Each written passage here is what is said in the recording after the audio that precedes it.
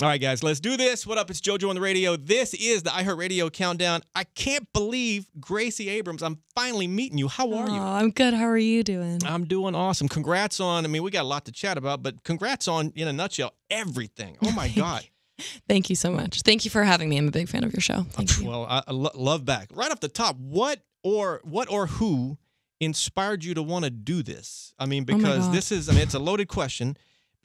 And what I mean by that specifically is I think everybody kind of wants to do what you do at some point in their life. Oh, my God, to be a rock star would be great. But there comes a point where you kind of have to really go for it or not, you know? And you clearly went for, like, what inspired you to really take that leap and just do it? I just love writing so much, and I feel like it's just an impulse, and I feel very grateful to have grown up in a time where like I was able to be impulsive and upload things to SoundCloud when I was very young and kind of like work that muscle of being for some reason like overexposing about the thoughts in my head. And yeah. And you're like, I read that and it makes complete sense that you're like a super poetry fan as well. Yeah, totally. So I assume that kind of, clearly it fuels the music. For sure. I think it's like, I mean, I think everything that we absorb informs everything that we, kind of put out. But yes, totally. Like, I think the music that I was lucky enough to grow up listening to, like in the car, in the house, like lots of Joni Mitchell and Elliott Smith and kind of very, unbelievable writers that I feel like I just fell in love with really at a very young age. And I, just want to be like them, I suppose. It's a cool thing you said. Everything you do inspires your music. Like everything that happens in your life will be considered as inspiration. It's like I think so. Like you bump your foot on the door, paint, and that could. I mean, maybe that's a bit. I don't know about that, but everything. Okay. No, I mean, I'm with you. I think like little tiny small things. I feel like my notes app is the scariest place to be because it's just so many, minute, mundane details like written down like a crazy person. Because I do think that it's like, especially when it comes to songwriting, I just have always appreciated very descriptive lyrics. And anyway, so maybe the next time I bang my foot on something, you'll hear it. JoJo said I should. There JoJo gets 50% pub. Perfect. Of course, the Secret of Us. The album is out. You guys know this. Give me the backstory of the title. What is that? What does the title mean to you? And a couple of favorite tracks. I'm sure they're all your favorites, obviously. But give me like, if there's one on there you hate, that'd be really weird. But what's luckily not hating them today. But no, the Secret of Us. It's a lyric in one of the songs called Us that's on the album, and I remember when that lyric came up, it just felt like a really obvious title. It felt like the title of a book to me, which made me just excited. And I think like hearing that title, if I didn't know what the songs were, I'd like want to know the secret, and I would want to know the us. And, it's kind of like, it's a bit dramatic, but that's me sometimes. But the songs that I am loving today, I suppose, we're in rehearsals right now. So I'm like, they're all very top of mind, but I Love You, I'm Sorry is one that I really adore, and Good Luck Charlie is another one that I love, and I feel very close to all of the songs on this album, which is a good feeling, I love them. What song, and I ask this question to a lot of artists, and there's a reason I ask it, what song almost, for whatever reason, didn't make the album, almost didn't make it, and for some reason those songs, at least in my experiment so far, a lot of those songs become big for whatever crazy reason. Close to You is the one that totally wasn't remotely included at all, and then was tacked on at the end. Yeah. It was a 12-song album finished with Free Now, which is I think my favorite song on the album today. But then Close to You thematically finally fit, and I had been very kind, generous people had reached out over the years since I posted a clip of that song 7 years ago. So it's kind of finally found a home, which is nice. But yeah, totally wasn't supposed to be on the album, really. I'm trying. At some point, I'm going to figure out why this theory of mine. Like for some reason, the songs that almost don't make it, whether it be for time or it doesn't fit the thread of the album or what. These songs, when they make it on there, they just kind of they blow up. I have no idea why. I'm working on it. Gracie, true or false? I read a story. You started writing songs third grade when a teacher got you this little, like a journal. And I guess that's true for starters, right? Yeah, that's true. And do you still keep in touch with that teacher? And does that teacher know like the impact that journal had on you? I haven't spoken to her in years and years and years, but she was a teacher that my little brother ended up having as well. So I've spoken to her since I've left her classroom, but I really do feel, it's funny you say that. I've felt recently, I think in just talking about, what got me writing in the first place. I need to reach out to her. I need to Teacher Amy. Teacher Amy. Yeah. Any of those songs, granted you were in the third grade and you've changed since then, but have any of those songs or lyrics or even little tiny pieces of whatever's in that journal made it to last couple of albums, EPs, all that?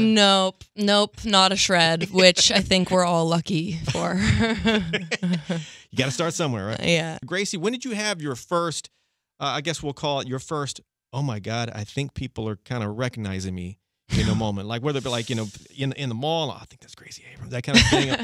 When did you start having those? Gosh.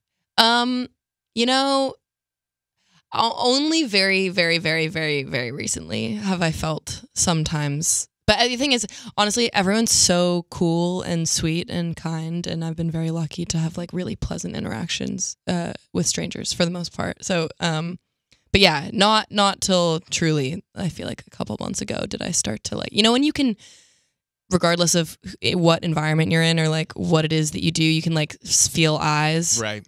Like, do you know what I mean?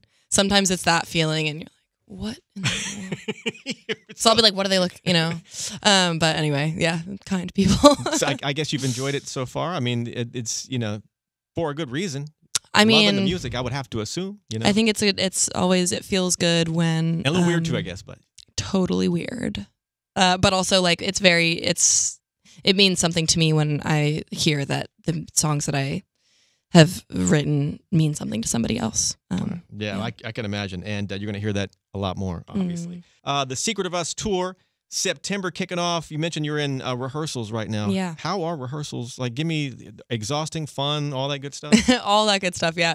It's sweet because I've never had a stage this size before, and like there's just so much more going on this time around, and it's kind of wild because it feels like 5 seconds ago I played my first show ever in a very, very, very tiny room, and it really hasn't been that long. So to now see our stage look the way that it does, it just makes me excited to see how people that are kind enough to come to the shows, who have come consistently over the past few years, I just can't wait for them to see it because I hope they'll be as kind of shocked as I was when I walked in the room for the first time. Is it wild to walk in a room and you have your? I've seen a couple of rehearsal spaces and you have your stage set up, and then I'm guessing a mirror kind of right in front so you can kind of see. Don't even have a mirror this time. No, but yesterday I was there and kind of we walked through the whole. Kind of did a run through of the show just to see the lights and everything and how it all works and make adjustments and all these things. And no mirror, but we did have like a mannequin like in my place. And I'm kind of like, she looks really good up there. Like she should stay. So no mirror, but there's like other factors getting me like questioning myself. Like I'm like, she looks good. Anyway, are you like in that stage of trying? I guess you have to keep everything secret, set list and all that good stuff. I have to confess this. I had some buddies doing a rehearsal, and we went over there to hang with them and whatnot, and it was big time rush. Oh yeah. And they said, JoJo, let's not. They wrote the set list on the mirror, and we were and the reason I went over there, we're getting some tattoos in their rehearsal. Wow. And they said, don't post anything that shows the set list. Sure. And of course, I'm like, of course, why would I do that? Don't be stupid, Logan, And then we were taking some pictures after we got these tattoos. We're all excited. And sure enough, one of the pics I posted. You leaked it. So don't invite me to your JoJo. I know, I'm terrible. Do you like road life? Do you love being on stage, but everything that goes with it? Do you love that? Being on stage is so weird because it's like sometimes, the thing is I do love it because it just feels like a really amazing opportunity to, like, it's very rare, I think, these days to find spaces that feel like a community of strangers that are all just down to be kind of open and vulnerable and weird around each other and teary or laughing or screaming or dancing, whatever. That's refreshing every single time. It's also like funny to be on a stage when like just elevated surfaces. Like sometimes depending on whatever's going on in your like regular normal life, you can be like, the thought of getting up on like a higher surface and being perceived in any capacity, like, so crazy, can feel weird, obviously. But the thing is that instantly goes away as soon as I'm in front of the people that care about the music. I've never heard it put like that. I'm going to stand on an elevated surface. And that is kind of strange. You know what I mean, put though? it like that. Yeah, you're like, excuse me while I stand on this yeah, elevated surface. You know, but the thing is, it's awesome, and it's such a privilege to be able to do it. And yeah. Gracie, it's close to you, no names, no specifics, but is it based or loosely based on a real event or person, or is it complete fiction? This was complete fiction, which is actually very like rare for the songs that I write. Like, I feel like I typically go so, too deep in terms of like my real life. But this I wrote 7 years ago initially, and it's so funny because I reworked some of the verses, the lyrics and whatever, and we reproduced it very close to the original demo. But when I went back and like looked at the lyrics, I was like, what like truly what was I talking about? Like nothing at all. Kind of just, it was one of those ones where I had the melody so clearly and there were lots of filler words. And so I think it's not too hard to imagine a real life scenario. I think like I'm constantly imagining like and projecting and all these things. And so not too hard to like fill in the blanks as if it was true. But no, this one was pure fiction. Close to you. I'm going to play the track now. We can hit the red blinking button and go. Or is there anything else you want to say about this track? What do people need to know?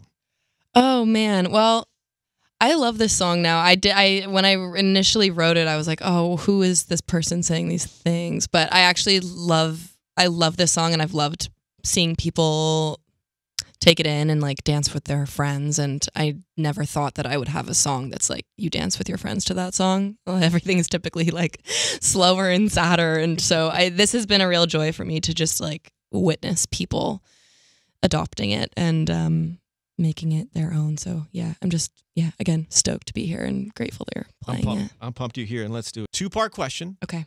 Happens to everybody. First of all, your best live performance ever. Everything was just about perfect. I mean, flawless. Oh, my God. And then the complete flip of that, your worst performance ever. I mean, everything went straight to hell. What happened? Oh, no. We've had like a slew of technical difficulties across tours the past few years. I can think of a couple instances in which like the heat at a show has broken our computers and then our playback is all messed up complete. What did we have? In Australia, we had a show this past year that there were lots of technical difficulties, which was actually like an amazing learning experience for the crew and band and myself. We were like, okay, cool. Best show. Like one of those that felt almost spiritual. Yeah. There, a couple years ago, 2 years ago, we played at the Metro in Chicago, and I just remember that space feeling really beautifully charged. Like something felt really particularly good about that show. And I think like the history of that venue in particular, I was just so kind of enthralled and like amazed at the fact that we got to play on that stage. So that's what comes to mind in this very moment. But I've been so lucky to have, my like journals are filled with lots of details about shows that I felt like, in the moment been very life altering for me. After you get off a stage and it goes so good like that for whatever reason just felt great. Do you kind of almost like, does it almost like, I've heard people say it, you kind of blank out. Like you don't even remember part of it. Yeah, totally. Is that you have that too, I guess? Yeah, completely. I don't know what that is. I don't know what that chemical is in your brain that like, I wonder what. Maybe like adrenaline or something, but I think, yes, I have experienced that before. I mean, I remember, playing like when on Eras when Taylor and I did I Miss You, I'm Sorry. I remember walking off stage and in real time being like, don't remember any of that. Do not know what just happened. Somebody else did that, not me. Let me check the video and make sure that happened. Yeah, exactly. Gracie, have you ever driven by someone playing your music? I have once. Okay, how was that feeling? And did they recognize it was you there? Give me that whole thing. No, oh my God, I hide, and also, wouldn't have clocked me. But it was just recently, and it was with Close to You, and I just was like, holy. Because like that's just one of those things where all of a sudden it's like, what simulation is this? Like that's bizarre. But this feels the warm, fuzzy feeling, I mean, to be like you've driven in a car 1,000 times and heard somebody play somebody else's music. Yeah. For once it was, and it's going to happen obviously way more now as things explode for you, but there's got to be such a rush. It's so stupid wild. Like, how is that a thing? I don't know. I feel very shocked every single time that I am reminded that even one single person knows that I make things. So I'm like, wow, thank you. Thank you, Gracie stranger. Abrams, she makes things. You and I have never met. Yes. I don't know if you know this about me or not. I am obsessed with the paranormal.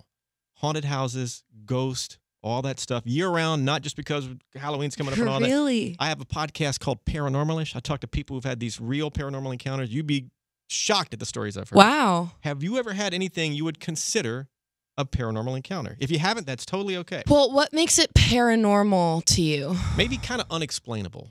Oh, man, like doors opening and closing exactly, and that yeah. kind of a thing. But you can define it however you want. To be honest, I've not had anything that's felt like physically in the space things have shifted. I feel like I have had, I feel like I've felt, how do I explain it? You ever feel like so physically spooked by something that you're paused and out of nowhere that you're sure like a ghost just like walked through you? 100%. 100%. Okay, what would you call that? Maybe scared. Maybe you were sensing something. Okay. You know, maybe you have that gift and you don't know it, or maybe it's a curse, depending on how you look at it. I don't know. Oh, yeah. But okay, my follow up to that. Yeah. Your tour coming up. Mm-hmm. Would you ever consider, because a lot of these hotels you're going to stay in, I don't need names of hotels, of course, but a lot of these beautiful hotels are going to have, you know, a little bit of a history. As nice and as amazing, look out for room 312, the 7th floor, this happened. Would you ever consider requesting the haunted room, staying there for a night, and then telling me next time we chat, yeah, what happened? I would totally. Really? Love yeah, it. I think so. Because I also don't think, like, to me, haunted, can't you be haunted positively by someone? I mean, the way I look at it is, you know, hauntings are spirits. We're people once, most, I would think, you know, unless there's some other, could be some crazy stuff too, but most things are people, and some people are good. Crazy stuff. Well, you know, but we need to like get demonic? Yeah, that kind of stuff. I'm trying not to go there with you, but that could be that. Okay. But most of it are, you know, people that have passed. Some are nice people, some are not so nice. I would think you can come across some little sweet old lady and everything's all good, you know? Oh my God. So if you stay in a room with... considered the demons. Yeah, we've had some... I'll tell you some stories of some things I've heard that I believe. Who knows? Do you experience this like daily life? Like not maybe daily life, I would not hope daily, not, but thank like, God. I've been in rooms where I've had doors that were wide open, multiple doors in one room, completely shut on me in a split second that I can't explain. Ooh. And I'm talking like if a little lady kid were near the door, it would have knocked them across the room. Like wide open, 4 doors. It was in King of Prussia, Pennsylvania. Dear God. And they all shut. I was like, ah! And my heart was pounding for a month after that. It was the craziest thing. Holy. So maybe think it over before you request the haunted room. But if you do, let me know. Sounds good. Okay. I'm thrilled. Great. I know you tour with Taylor. You love Taylor. We all love Taylor. The story I want to hear is when you guys are writing Us. I think it was at her house. Yeah. You wrote the song. Everything was great. But then somehow you guys almost burnt down her kitchen or house or what happened? I know, it was ridiculous. But basically, the long story short is there was a huge candle, like one of those big candles, and it got so hot while we were in the other room writing that the glass exploded, like the glass burst.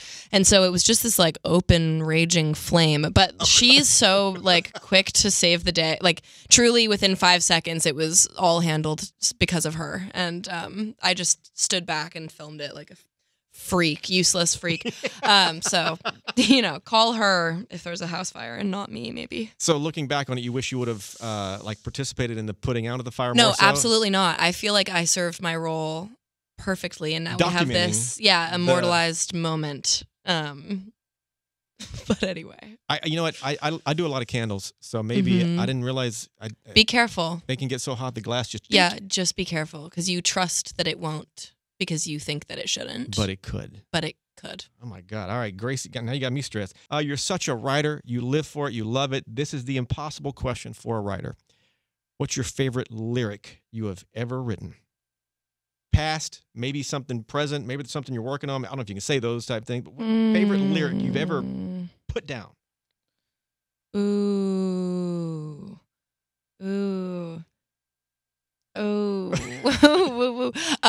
Subject to change next time I ask you, I'm sure, you know. You know, I like the I like Well, the outro in Free Now is all those lyrics I love very much. But I like you were straight up with me, you were so kind, but I knew what you knew, honey, great minds. Oh, say that again. You were straight up with me, you were so kind, but I knew what you knew, honey, great minds. Oh, Gracie Abrams is here. I like that line. That is, oh my God. What's your inner circle, your friends, your fam, that crew that's been with you forever? What's their reaction to all this that's going on with you? Because it's got to be exciting for them as well. I think they're so deeply unfazed. They're just like, when are you not on tour, and when are you gonna like take care of your dog? Like, it's one of those. They're the greatest. They're the greatest, and not one single thing has changed at all. That's good. I'm deeply lucky that it's them I get to have in my life. What's your same question to you? What's your reaction? Maybe same answer. Totally similar answer. I think it's just like interesting when a lot of your there's a lot of like outward energy, and I think it's like as I grow up, whether or not this was what I was lucky enough to do with my time and my life, I think I would probably be asking myself the same questions, but it's kind of just like, how do I best take care of my brain? Like, how do I make time for that and do that sincerely and not in kind of like the faux ways that feel like a Band-Aid, but like, what do I actually, how can I stay well? This is a long-term, this is a long-term thing with you. This is not just I mean, if I'm lucky. Well, that's the plan. I you know what, if it's not, I would be completely shocked. I can see you doing this for as long as you want. Thank you very much. I really could. Quick recap: The Secret of Us. Obviously, it's out, close to you. Jump on that tour. Yeah. Oh my God! Congrats on the VMA Best New Artist nomination. Thank you. You ever cruise around LA and if you ever hear me? Well, I guess I can ask this now. Yeah. Now that we're friends. Yes. If you cruise around LA and you hear me on the radio, you can now say, "I know that guy. I know. I want you." It's one of these. My new friend. I am your new friend. And next time you're in the Burbank area, don't tell it. You don't have to tell anybody. You don't have to. Just you and your crew. Just front door, knock, surprise me. Okay, deal. I'll try to bring 0 demons. Thank you very much. I tell that to people, and I've only had, I think, one artist take me up on that. Really? Yeah. And oh my God. So I'll be number 2. There we go. Hey, Gracie, what else do people need to know about Gracie Abrams? Oh God. I mean, it's maybe that I've never been haunted once yet. Okay. You know. Would you join me on a haunted investigation someday? I would. Really? I mean, I'm fascinated. I like being scared. Okay. To be honest. So I think this conversation has inspired. I can see you have an interest. Something. Sort of your curiosity about. Oh yeah. Put me in. When the tour is wrapped, when you have a break, I'll talk to your team and we'll find a spot and we'll get you good and haunted. Deal. Thank you. Thank you for hanging out, Gracie. Thank you for having me. At the end of every interview, fist bump to make it official. Give me a little. Hell yeah. Bye.